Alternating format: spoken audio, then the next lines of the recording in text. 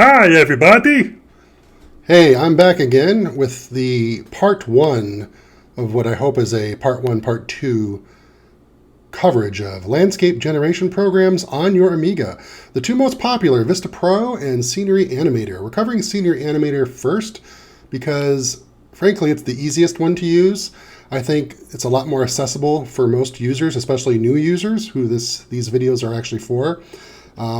Again, I'm always trying to help you guys out who are new to the software, who've gotten your Amigas up and running, and after you get done playing with the games, you're like, well, what else can this thing do? I know it can make music and play cool demos, and I can paint and stuff, but yeah, there's lots more you can do. You can do the 3D animation that I've shown you with the Lightwave videos, and then there's this really great terrain generation programs for the Amiga. I always like to think these programs were inspired by Star Trek II, The Wrath of Khan, and the famous Genesis fly-through that was computer generated. That was, of course, done with custom software and supercomputers, but it would take a number of years, and eventually we got software on our Amigas that would allow us to do very similar type animations. It was pretty great. Admittedly, they did require a very powerful Amiga, so back then, a lot of us, while we may have had the software, our Amigas simply weren't up to the task to generate the terrain like we were maybe shown on the back of the box, or of course like Star Trek. Of course, flash forward 25 years and that story's changed, but it's still fun to go back and run this stuff on more modern Amigas and see what we can get out of them. So the first thing I want to put out there is that if you're running an Amiga with RTG graphics, you may have to set your workbench to a native Amiga mode, like NTSC or PAL. Scenery Animator and Vista Pro simply do not like RTG. If you try to retarget them, really weird things will happen, and it's not recommended. Vista Pro's interface, for example, will just not really work. Both of these programs may not even launch if you're in an RTG mode. So I don't know if this is an issue with the Picasso drivers or what, but just know that if you're using RTG, you need to set your workbench to a native Amiga mode. In this case, I'm just NTSC high res. So we'll go ahead and fire up Scenery Animator. By the way, you see the .881. This is the floating point version. Vista Pro is floating point only, so you have to have an FPU. Scenery Animator does come with a integer version, a non-floating point. We tend to always want to use the floating point versions, though, because they are faster. So we'll go over to Scenery Animator, and here we go.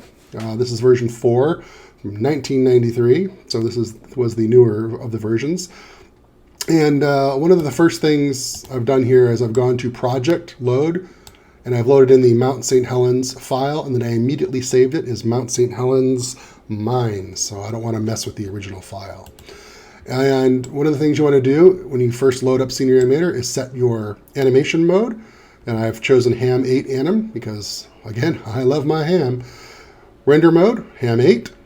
And then you go to Screen, and you pick the resolution. And I'm doing, as I always suggest, low res, non-interlace, 320 by 200, to give us a faster render and a more manageable file size when it comes to Ham 8 animations. Now, Vista Pro and Scenery Animator both do not offer pixel smoothing. That is anti-aliasing, meaning, see this little jagged edge here? It won't smooth that out. The only way to smooth out the jaggies is to render higher resolution, unfortunately. That's a side effect of being able to do beautiful terrain on your Amigas back in the day.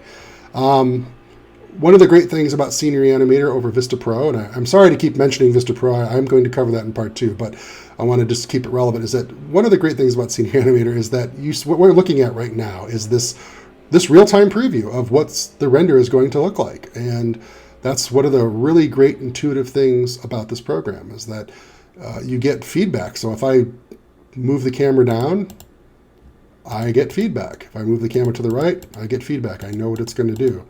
I can move it forward. I can move it backwards. I can do craziness with the bank. I can do craziness with the pitch, you see. And you do have an undo button here, but it only works once. You get one undo, guys. Just remember, if you start messing with stuff, you get the one undo. So once you've screwed everything up, if you've not created any keyframes, which we are going to cover, you're going to have to go back and say load Mount St. Helens mine. And there we go. Everything comes back. I'm going to hit the C button, which is clear all keyframes, because I did have some keyframes in here. And I want to start this fresh for you guys. So all of these buttons over here, they're kind of self-explanatory, which is really great about Scenery Animator. I mean, the trees do what you think. They put trees. This is altitude, max and minimum, and how the percentage and what types of trees. It's a very simple tree system, oak and redwood. Light is the direction of the sun. You can just click here with the left mouse button to change where the sun is at.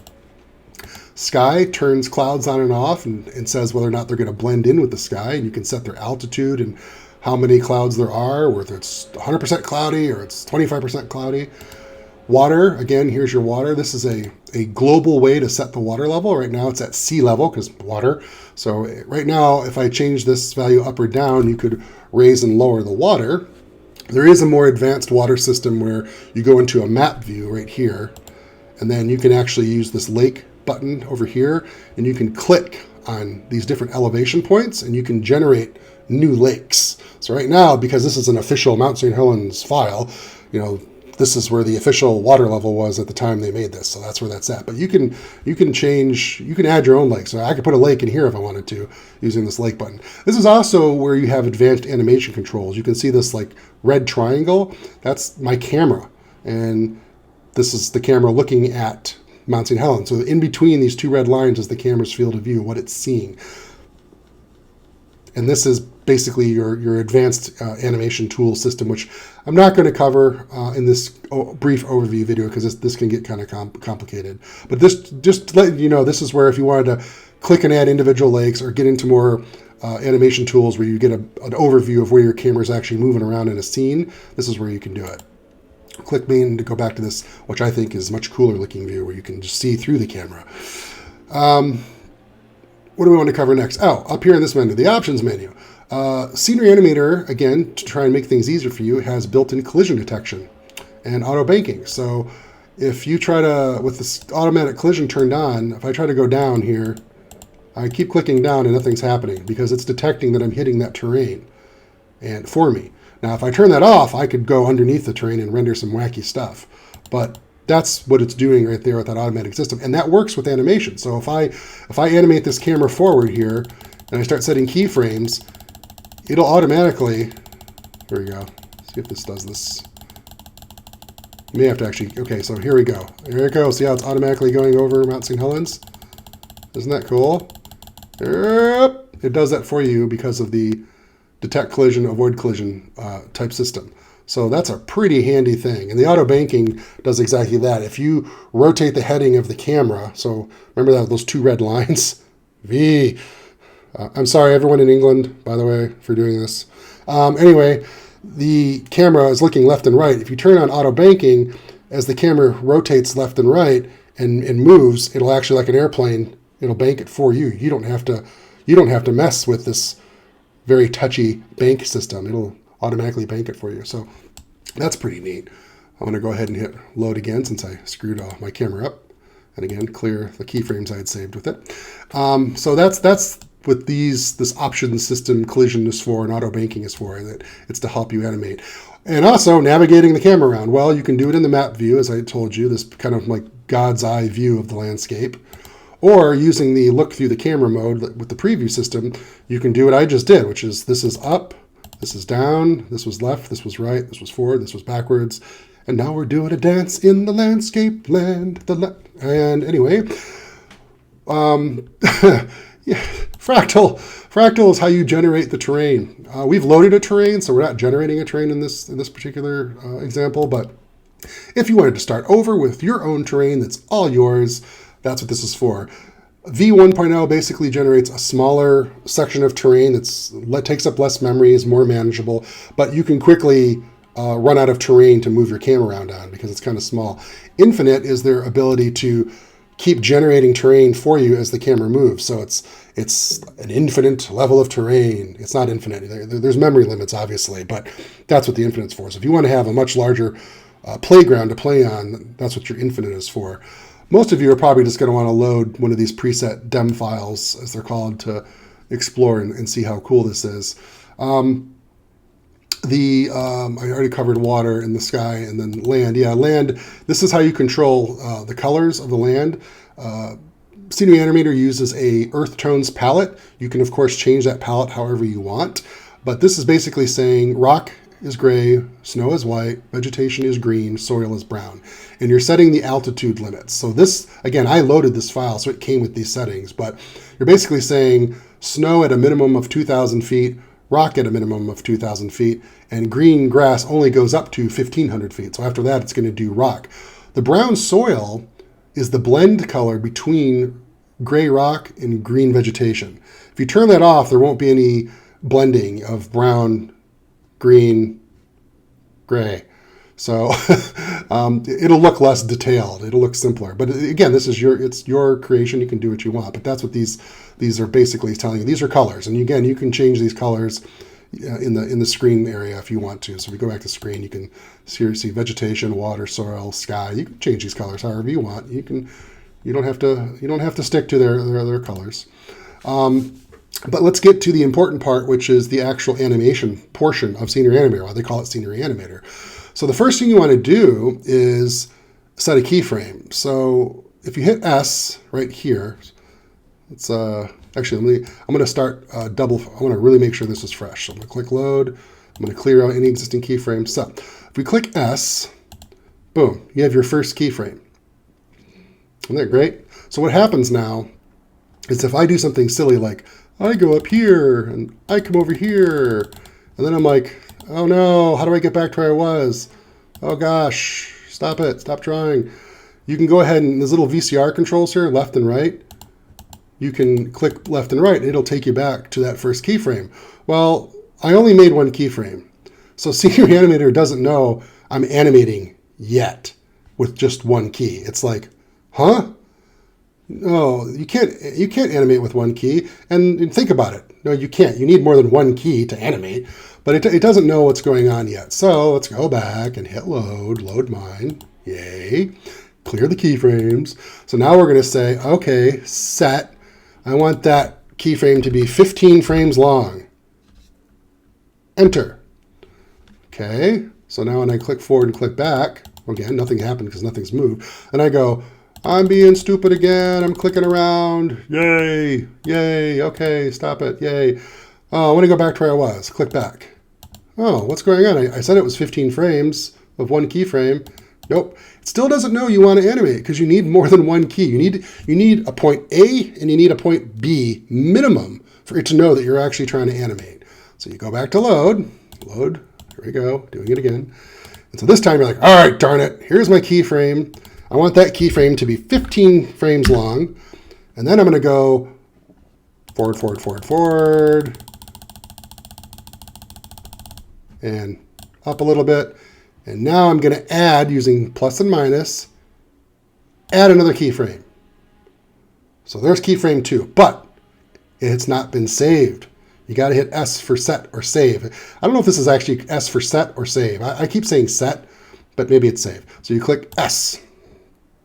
And now you click back. Takes us to keyframe 1. Oh, look, keyframe 1. Click forward. Oh, keyframe 2. Oh, okay. So now if I screw up and I'm like, da-da-da-da-da, oh no, click back to 1. Oh, look, there's 1. Hey, look, there's 2. Yay! So now I have 2 keyframes, and I've specified that in between those keyframes is 15 frames.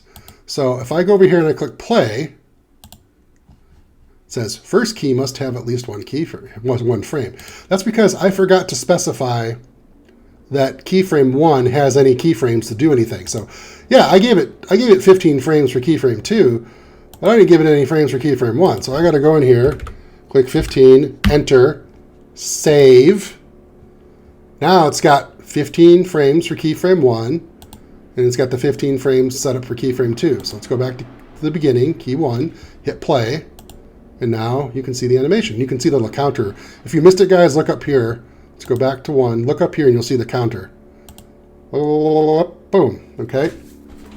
So that's how you've just done an animation in Scenery Animator, and you've given it 15 frames. So if you're playing back an animation at 30 frames a second, you've given this basically 15 frames a second quality of animation. So if this is playing back at 30, with only 15 frames of time for those frames, it'll look a little chunky when it plays back, little steppy, little stop motiony. So ideally, you want to do 30 frames for 30 frames a second for NTSC, or 25 or 25 frames a second for PAL, or 24 for film if you're doing that. Or if you want to be all super smooth, you can do 60 frames for each frame. So that's how you control that. And then if you go ahead, remember up here, we picked the Ham8 Animode, Render Mode, Ham8. If you click Anim, it's going to automatically do the math for you on how many frames it needs to render. So we set 2 keyframes at 15 frames each. So the math is 30. And it's going to, if you clicked OK, it would start writing out an animation of 30. And it'll compile and play. And if we go over here, I did this animation earlier. That's not going to be what you've just seen, but I did want to show it to you. This is flying over gray rock holes with some green at the bottom. Isn't that exciting? But yeah, so I'm just showing you that it does build the anim that you save out for you, which is nice. So let's go ahead now and look at how this looks. So for screen, we said low res, 320 by 200. I went to trees. You can see that these buttons are selected. So see, that's off, that's on. So this is going to do trees. Now trees do slow the render down. So what I'm going to do first is go turn these trees off and click OK. And I'm going to click render. And it'll start counting down and rendering. And on the 68080 we have here in this vampire, it's pretty darn fast. And there we go. Oh, that's pretty. Mount St. Helens. Look at that. Look at, here's the green grass, this, the vegetation, and then you got the soil, the brown soil, then the gray rock. No real snow in here. This isn't tall enough. The mountain isn't high enough for snow. There's your clouds and sky. It's very nice.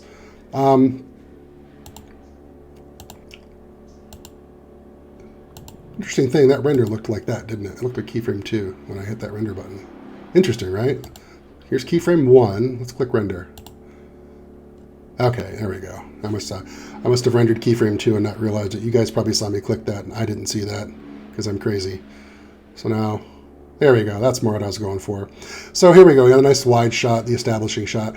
One of the things Scenery Animator unfortunately does not do that Vista Pro does is fog or haze. Scenery Animator lacks the all-important haze, which really helps landscapes look realistic, because in real life there's haze, there's fog densities and atmosphere. It does not do it. And that was one of the, that was just one of the Achilles heels of Scenery Animator, because it was so easy to use, it was so easy to animate around in, and the landscapes looked pretty darn good, and it just didn't do, there's no atmosphere control. Even up to version 4, they still had not added atmosphere or fog. That was such a bummer, because once you start mastering the more complicated Vista Pro, having that fog and that density in the air just really makes those landscapes pop and makes them feel huge. But if you can live without that fog, this is still, as you can see, as we've done, it's very simple to animate in this program and save out animations and click around and get it done. And that's really nice. Now, if we want to make this look a little better, we can turn those trees back on, click OK. Click render. It's going to take longer now because those trees do take longer. The other thing is both Vista Pro and Scenery Animator don't have any pixel smoothing. So these jagged edges you see here in the preview, those also show up in the render. There's no anti-aliasing in these programs. The only way to clean up the edges or to clean up the image is to render at a higher resolution. So keep that in mind, that unfortunately you're going to always be stuck with the jagged edges in these renders. So look at that. That's beautiful. Very Bob Ross. Little happy little tree. And these are 3D trees, as you can see. And the light, they even take light. They're taking the lighting direction. You can see it's light on this side and darker, darker, darker, darker on this side. Yes, that's nice. It would be, I will say Bob Ross would be very upset with me, though, that this is way too clear sky. There's no haze. And again, Scenery Animator does not do haze. It does really nice grud and smoothing, though. That pixel smoothing of the polygons. Look how smooth this terrain looks. There's not really any of that triangulated, faceted 1990s video game thing going on here. That's something that Scenery Animator was really good at too. Vista Pro, not so much. Vista Pro has more detail and control, but Vista Pro's ability to smooth triangles out, their algorithm just wasn't as good as Scenery Animator's. But of course, Vista Pro offered a bunch of other things, including trees, 3D and faster 2D trees. But this looks pretty cool. If anything, yeah, I'd want to render this at a higher resolution so it's less jagged and janky looking, but that'll take longer to render. But still, this looks pretty slick. And as you saw the animation preview we did, we could easily fly past this tree up into the mountain, and you could generate a really nice looking piece of terrain to add to your collection or your video of hey man, this is something I did on my Amiga. And you know, even just doing this, clicking through this terrain and seeing this preview like this, I mean, this is just back in 1993 on a 68040 Amiga 4000 at the time. I was crying with laughter. Like, this was just like, oh my goodness, this is so amazing. This took supercomputers back in 1982, just 10 years prior. This was a pipe dream, and now here I am on my 4000, just clicking around and doing my own version of Planet Genesis. Gosh golly gee, isn't that cool? So there you go, guys. Part 1, Scenery Animator. That's the very brief overview of this program. I think the manual is online at those various scan sites. I'm not sure. But this program, more so than Vista, is much easier to figure out. It's very self-explanatory with how things are labeled.